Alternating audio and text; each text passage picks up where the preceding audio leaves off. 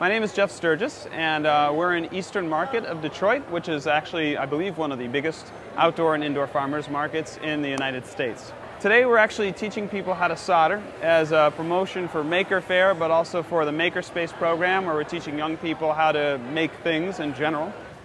We have people as young as 8 years old teaching people how to solder, and also teaching them a little bit about electronics. And what I think is magical is that someone that age, people are like, oh, we shouldn't be teaching that at a young age. Well, I think that's just simply untrue. We've got kids that are learning as young as 3 and 4 years old how to solder, and a little bit about electronics, just basic stuff like I plug it in, it makes a light go on. Right. And I think that's important. The Elliott Makerspace is a really interesting program, and it's based on my way of learning as a kid, where I learned in my basement and my garage. I fell asleep in school most of the time, but because I had access to my dad's tools and a space to make stuff, and they would give me junk that I could take apart, I was able to figure things out on my own. And it wasn't just stuff related to electronics, it was all different things that I could take apart.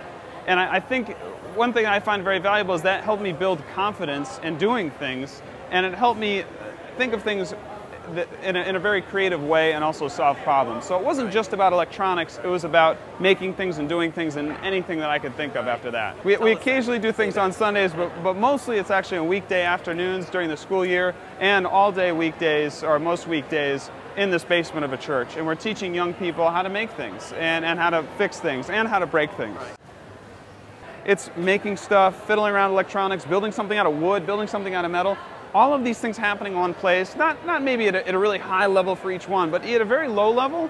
I think that's not that hard, and it's not very expensive. And at the Makerspace, we're trying to prove that it's not very expensive and not that hard. Right. So if you get people even volunteering a little bit of their time, particularly retired people who have great skills, especially here in Detroit, then I really think something magical will happen. And things magical are starting to happen at the Makerspace.